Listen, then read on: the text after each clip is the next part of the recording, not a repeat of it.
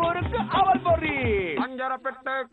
வாங்க வாங்க, வணக்கம் அண்ட் வெல்கம் டு அஞ்சரப்பெட்டி.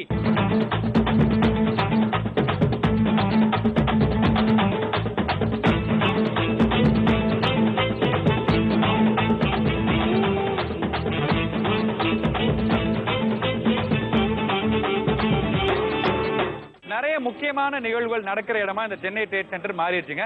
இன்னைக்கு இங்க இருந்து ஆரம்பிக்கிற நம்ம எபிசோட் கலக்கலா. எல்லா எபிசோடுமே கலக்கல் தான், இருந்தாலும் இன்னைக்கு இங்க ஆரம்பிக்கிற எபிசோட் இன்னும் எக்ஸ்ட்ரா கலக்கலா இருக்குங்கிறத நான் உங்களுக்கு கேரண்டி கொடுத்து உங்களை எபிசோடுக்கு வாங்க வாங்கன்னு வரவேற்று கூட்டிட்டு போறேன். ஒருத்தங்க வீட்டுல நமக்காக ஸ்பெஷலா சமைக்கிறதுக்கு வெயிட் பண்ணிட்டு இருக்காங்க. என்ன சமைக்க போறாங்கிறத அவங்க வீட்டுல போய் பார்ப்போம் வாங்க. சரிங்க, நம்ம ஒருத்தவங்க வீட்டுக்குள்ளார வந்தாச்சு. அதாவது ஜெனரலா நம்ம ஒரு சில விஷயங்கள் பிக்ஸ் ஆயிருக்கோம், ஹோட்டல்ல மட்டுமே கிடைக்கும் அப்படின்னு நினைச்சிட்டு இருக்கிற விஷயங்களை இன்னைக்கு நம்ம பெண்மணிகள் ரொம்ப ஸ்மார்ட்டாவும் ஷார்ப்பாவும் அவங்கவுங்க வீட்லயே பண்ண ஆரம்பிச்சிட்டாங்க. அவங்க யாரு என்னங்கறத பாப்போம். வணக்கமா, உங்க பேர் சொல்லுங்க. என் பேர் எஸ் ராஜலட்சுமி. எஸ் ராஜலட்சுமி, எல்லாத்துக்கும் எஸ் எஸ்பீங்களா? எஸ்க்கு வந்து என்ன ஆப்போசிட்னு கேட்டா அது ஒண்ணு சொல்ல மாட்டீங்க. உங்களோட குடும்பத்தை பத்தி சொல்லுங்க. எல்லாரும் ஃபேமிலி கூட நல்லா ஜாலியா என்ஜாய் பண்ணிட்டு இருக்கிறோம். 2 பொண்ணு இருக்காங்க, ஒரு சின்ன பையன். 2 பொண்ணு என்ன பண்றாங்க? ஒரு பொண்ணு 10th படிக்கிறா, ஒருத்தி 7th படிக்கிறா. 7th. ஓகே. பையன் இப்பதான் ப்ரீகேஜி. இன்னைக்கு அஞ்சரப்பெட்டி பார்த்துட்டு இருக்கிற ரசிக பெருமகளுக்கா என்ன சமைச்சு தர போறீங்க? அப்படியே கேப்ரேஜ் ஃப்ரை. ஆனா அந்த முட்டைக்கோசை நீங்க தனியா ஒரு புல்லட்ட கொடுங்க, அது சாப்பிடாது. ஆமா. அதே மாதிரி ஒரு மைதா மாவா இருக்கட்டும், அந்த மாதிரி விஷயங்கள்லாம் கொடுத்தனா அதுல ஒரு கலர் அப்படி டிஃபரெண்டா ஒரு கலர் பண்ணி கொடுக்குறாங்க. ஸ்டஃப்டு கேபேஜ் ஃப்ரை அப்படின்னு ஒரு பேர் கொடுக்குறாங்க. உண்மையிலேயே வீட்டுல இருக்க எல்லா பிள்ளைங்களையும் நல்ல ஆரோக்கியமா சாப்பிட்டு வளர்க்கறதுக்கு இது ஒரு சூப்பரான ஐடியா. ஆமா, ஸ்டஃப்டு கேபேஜ் ஃப்ரை இப்ப நம்ம பண்ணி பார்க்கலாமா? பண்றதுக்கு என்னென்ன பொருட்கள் தேவை? பிரெட் பவுடர், மைதா மாவு, தேங்காய், ஆயில், வெங்காயம், முட்டைகோஸ், உளுத்தம்பருப்பு, கடுகு, மிளகாய், salt, sauce. Stuffed cabbage fry பண்ண ஆரம்பிக்கலாமா? முதல்ல என்ன பண்ணணும்? அடுப்பு பத்தி ரெடி. ஓகே. வானொலி வச்சு தண்ணி விட்டு. என்ன தண்ணி விடுறீங்க? சாதா தண்ணி.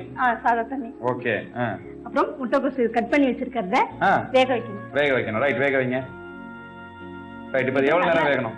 இது ஒரு 5 நிமிஷம் தான். அந்த 5 நிமிஷத்துக்கு நீங்க என்ன பண்ண போறீங்க? ஒரு பாட்டு, டான்ஸ்? ஐயோ, அதெல்லாம் கிடையாதா? சிரிப்பே ஒரு பாட்டு மாதிரி தான் இருக்கு. சரி சொல்லுங்க, இப்ப பிள்ளைங்களை என்ன படிக்க வைக்கலாம்னு முடிவு பண்ணிருக்கீங்க? பெரிய பொண்ணு டாக்டர் படிக்க வைக்கணும்னு ரொம்ப ஆசை. சின்ன பொண்ணு ஐஏஎஸ் கலெக்டர் படிக்கலாம்னு. பையன் வந்து ஏர்போர்ட் படிக்க வைக்கலாம். இப்ப இந்த முட்டைக்கோஸை இதுல வேக வச்சாச்சு. நெக்ஸ்ட் என்னமா பண்ணணும்? எடுத்துருங்க. அந்த பவுல் எடுத்துக்கோங்க. எந்த பவுல்? இந்த பவுல்ல வைக்கணும். ஓகே, வைங்க. சரி, இப்ப பிள்ளைங்களை வந்து இப்படிலாம் படிக்க வைக்கணும்னு ஆசைப்பட்டிருக்கீங்க. சப்போஸ் பிள்ளைங்க வந்து முதல் புள்ள வந்து நான் டாக்டர் இல்லமா, நான் வந்து சாஃப்ட்வேர் இன்ஜினியர் ஆகணும்னு நினைக்கிறேன்னு சொன்னா என்ன சொல்லுவீங்க? இல்ல, அவங்க நாங்க சொன்னதை அப்படியே கேட்பாங்க. ரைட்மா. நெக்ஸ்ட் என்ன பண்ணணும்? ஆயில் எடுக்கணும். ஆயில் எடுக்கணும். என்ன இது? Season oil. இதுல 3 கரண்டி விடுங்க. 3 கரண்டி. ஓகே. அப்புறம் கடுகு.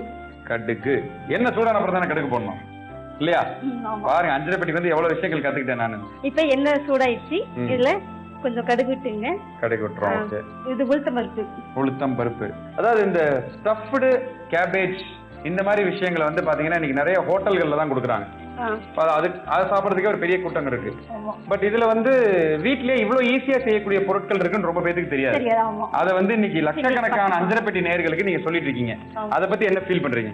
நான் பண்றது எல்லாரும் பார்த்து செஞ்சு பசங்களுக்கு கொடுப்பாங்கன்னு எனக்கு ரொம்ப நம்பிக்கை இருக்குது. அவங்க சாப்பிடுவாங்க, விரும்பி ரொம்ப சாப்பிடுவாங்க. அதனால அப்படி சாப்பிட்டாலே மிகப்பெரிய சந்தோஷம் இல்லையா? என்ன வேணும் அடுத்து? பச்சை மிளகா. இது எவ்வளவு போடணும்? பச்சை மிளகா 2 மிளகா போட்டா போதும். 2 மிளகா கட் பண்ணி அதோட போட்டுருங்க. சூப்பர். வெங்காயம். என்ன வெங்காயம்? சின்ன வெங்காயமா பெரிய வெங்காயமா? பெரிய வெங்காயம் போடலாம், சின்ன வெங்காயம் போடலாம். சின்ன வெங்காயம் போட்டீங்கன்னா ரொம்ப நல்லது. ஓகே. ஆஹா, இப்பதான் அந்த எஃபெக்ட் வருது. இதையும் போட்டுருங்க. நான் நல்லா சாப்பிடுவேன்மா, ஒன்னும் வஞ்சகமே இல்லாம சாப்பிடுவேன். சரியா? நல்லா ஃப்ரை பண்ணீங்க. ஓகே. ஃப்ரை பண்ணிட்டு முட்டைக்கோஸ், வேக வச்ச முட்டைக்கோஸை இதுல போட்டு. சூப்பர். Stuffed cabbage fry. ஆமா. சால்ட் எவ்வளவு தேவையான அளவு? தேவையான அளவு உப்பு போடுங்க. ஓகேமா. இப்ப நெக்ஸ்ட் என்ன பண்ணணும்? இது தாளிச்சிட்டு தேங்காய் திருகல் வச்சிருக்கோம்ல, ஆமா, தேங்காய் திருகல். ஆமா, இத வந்து அதுல போடணும். இதுல தேங்காய் சேர்க்கறதுக்கு என்ன காரணம்? முட்டைகோஸோட சேர்த்தா தேங்காய் உடம்புக்கு ரொம்ப நல்லது.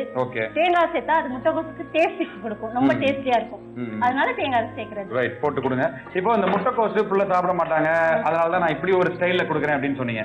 இந்த முட்டைகோஸ்ல என்னமா நன்மைகள் இருக்கு? நிறைய கால்சியம் இருக்குது, நிறைய நீர் சத்து இருக்குது. பசங்களுக்கு இது கொடுத்தா ரொம்ப நல்லது. அடுத்து என்னமா பண்ணணும்? அடுத்து மைதா மாவு அந்த பவுல் எடுங்க. பவுல், ஓகே எடுக்கிறேன். மைதா மாவு, ஓகே. எவ்வளவு தேவை இது மைதா மாவு? 1/2 கிலோ போதும். 1/2 கிலோ பண்ணீங்கன்னா ஒரு 25 நீங்க பண்ணலாம். 25. அது என்ன வடிவத்துல இருக்கும்? உருண்டையா? ஓகே ஓகே, ஓவல் ஷேப்ல இருக்கும். Right right right. இத மைதா மாவுல போட்டு தண்ணீர் தேவையான அளவு தண்ணீர் விட்டு நல்லா பிசைக்கணும். ஓகே ஓகேமா. இப்ப இந்த மாவு எவ்வளவு நேரத்துக்கு பிசையணும்? 10 நிமிஷம். 10 நிமிஷம். ஓகே, நீங்க பிசைஞ்சிட்டு இருங்க. பிசைஞ்சிட்டு இருக்கேன். கொஞ்சம் சால்ட் கொஞ்சம் லைட்டா சேர்த்துக்குவோம். தேவையான அளவு சால்ட் சேர்த்துக்குவோம். லைட்டா போட்டா போதும், ரொம்ப தேவையில்லை. ஏன்னா கேப்ரேஜ்ல சால்ட் இருக்குது. இதுல கொஞ்சம் லைட்டா போட்டுட்டு நல்லா இதே மாதிரி பசஞ்சு வச்சுக்கிட்டு பூரி எப்படி பண்றோமோ அதே மாதிரி சப்பாத்தி கட்டையில பூரி இட்டுக்கணும். இது நம்ம தேய்க்கிறதுக்குள்ள கொஞ்சம் லேட் ஆகும். அதுக்குள்ள எண்ணெய் அடுப்பை பத்த வச்சு வானிலையில எண்ணெய் சட்டி வச்சாச்சு. அந்த oil refined oil. Okay, refined oil எடுங்க, விடுங்க. இதுல இப்ப என்ன பண்ண போறோம்? எதுக்காக இவ்வளவு ஆயில்? பொரிச்சு எடுக்கிறதுக்கு. Okay okay okay right. இப்ப அடுத்து என்ன பண்ணணும்? அந்த மாவை வந்து பூரி மாவு மாதிரி பசஞ்சிக்கணும். ஓகே சரி. இந்த டிஷ் உங்களுக்கு பண்றதுக்கு சொல்லி கொடுத்தது யாரு? நானே பண்ணி பார்த்தேன். ஒரு டைம் சப்பாத்தி பூரி போட்டேன். பூரி போட்டோன்னா மாவு மீந்தது.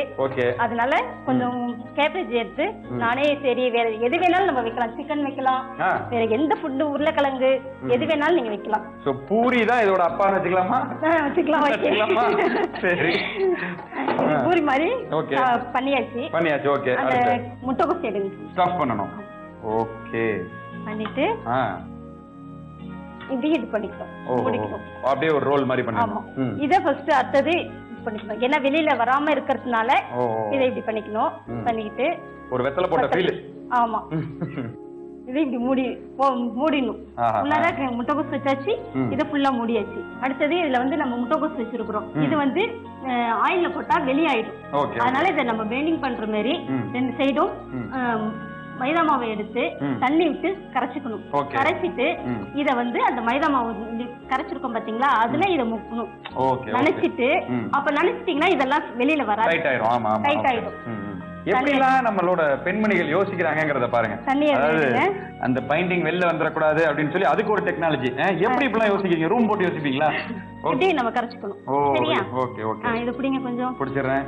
இத இப்ப என்ன செஞ்சிருக்கோம், இத இப்ப நம்ம மடிச்சிருக்கோம். ஓகேவா? இத இப்படி இது பண்ணிக்கணும். அதுல போட்டு ஒரு தடவை ரோல் பண்ணிக்கணும். ரோல் பண்ணிக்கிட்டு பண்ணிட்டு அடுத்தது நம்ம பிரெட் வந்து பிரெட் தூள் இருக்குது. ஓகே. அத இப்படி வச்சிக்கிட்டு இத என்ன பண்ணனும் நினைச்சிருக்கோமா, இத வந்து இப்படி பண்ணிக்கணும். ஓகேவா? அந்த வெட்னஸோட. ஆமா.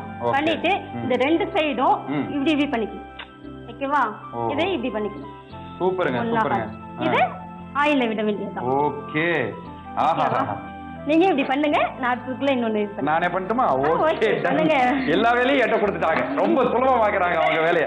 ஆனா நான் பாருங்க ஒரு மினி செட்டிநாடு சமயக்கார மாதிரியா இருக்கேன் பாக்குறதுக்கு. கையில கரண்டி, இந்த கையில கொடுத்துட்டாங்க, இந்த கையில தேசா.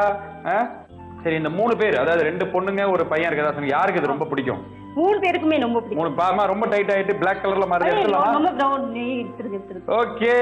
முதலாக நான் அடுப்பில் இருந்து எண்ணெயில் இருந்து பொரித்து எடுத்த stuffed cabbage fry. Okay, 1 ready. அம்மா 1 பத்தாது. அதாவது அவங்க வீட்டு பையன் வந்துட்டான். 1ஆம் நம்பர் அருந்தவாள். இவர் தான் மெயினா? இவர் பாருங்க, இவருக்கான எல்லா டிஷ்ஷும் அவங்க கலக்கலா செஞ்சு தராங்க. சாப்பிடலாமா? ஐயோ இருடா, திருப்பி கருக விட்டெல்லாம் திட்டுவாங்கடா எல்லாரும். ஓகே. 5 ஸ்பெஷலான உருண்டைகள் வந்துருச்சு. செல்வா, நீ போய் கொஞ்சம் விளையாடுறியா? நான் வந்துடுறேன். 5 மினிட்ஸ் வந்துடுறேன். ஓகே, போடிக்கண்ண போடு. இதை இப்ப நான் சாப்பிட்டு பார்க்க போறேன். சாப்பிட்டு பார்க்க போறதுக்கு முன்னாடி 2 விஷயங்கள். 1, மேடம் உங்களுக்கு மனமார்ந்த நன்றி. நீங்க இதை சமைச்சு கொடுத்ததுக்காகவும் இது மூலமா என்னெல்லாம் ஸ்பெஷல் டிஷ் பண்ணலாம்னு சொன்னதுக்கு ரொம்ப மனமார்ந்த நன்றி. ஓகேங்களா? ஓகே. நான் பொரிச்சு எடுத்த ஸ்பெஷல் ஸ்டஃப்டு கேபேஜ் ஃப்ரை இது நான் சாப்பிட போறதுக்கு முன்னாடி ராஜலட்சுமி மேடம் இது எப்படி பண்ணாங்கங்கிற ஒரு சின்ன ரீகேப். ஸ்டஃப்டு கேபேஜ் ஃப்ரை இதை பண்றதுக்கு முதல்ல அடுப்பை பத்த வச்சு அதுல ஒரு கடாயை வச்சு அதுல கொஞ்சம் தண்ணி ஊத்தி அதுல நறுக்கி வச்சிருக்க முட்டைக்கோசை போட்டு நல்லா வேக வச்சுக்கோங்க. வேக வச்ச முட்டைக்கோசை ஒரு பவுலுக்கு மாத்திட்டு அதுக்கப்புறம் அதே கடாயில கொஞ்சம் எண்ணெயை ஊத்தி அதுல கடுகு, உளுத்தம்பருப்பு, காரத்துக்கு தேவையான பச்சை மிளகா, அப்புறம் நறுக்கி வச்சிருக்கிற வெங்காயம் எல்லாத்தையும் ஒன்னா சேர்த்துருங்க. அது கூட துருவி வச்ச தேங்காவை போட்டு நல்லா வதக்கி எடுத்துருங்க. அதுக்கப்புறம் இன்னொரு பவுல்ல கொஞ்சோண்டு மைதா, அது கூட தண்ணி சேர்த்து தேவையான அளவுக்கு உப்பு சேர்த்து நல்லா மிக்ஸ் பண்ணி வச்சுக்கோங்க. அதுக்கப்புறம் கேஸ் ஸ்டவ் பற்ற வச்சு அதுல தேவையான அளவுக்கு ரீஃபைண்ட் ஆயில ஊத்தி ஒரு பக்கம் கொதிக்க வச்சிருங்க. இன்னொரு பக்கம் ஏற்கனவே நம்ம பெச வச்சிருக்கிற மைதா மாவை பூரி பண்ற மாதிரி நல்லா தேய்ச்சிட்டு அதுல ஏற்கனவே நம்ம வேக வச்சு தாளிச்சு எடுத்திருக்கிற அந்த முட்டைக்கோஸை ஒன்னா அதுக்குள்ள ஸ்டஃப் பண்ணுங்க. ஸ்டஃப் பண்ணி 4 பக்கமும் மூடி பைண்ட் பண்ணிருங்க. அந்த பைண்ட் வெளில வராம இருக்கிறதுக்காக மைதா மாவை கொஞ்சோண்டு தண்ணியில கரைச்சு அந்த தண்ணியில அதை ஒரு தடவை டிப் பண்ணதை அப்படியே பிரெட் கிராம்ஸ்ல மறுபடியும் ஒரு பிரட்டி பக்கத்துல கொதிச்சிட்டு இருக்கிற ரீஃபைண்ட் ஆயில்ல போட்டு ஒரு 2 நிமிஷம் பொன்னிறம் ஆகிற வரைக்கும் வறுத்து எடுத்தா சுவையான ஸ்டஃப்டு கேபேஜ் ஃப்ரை தயார்.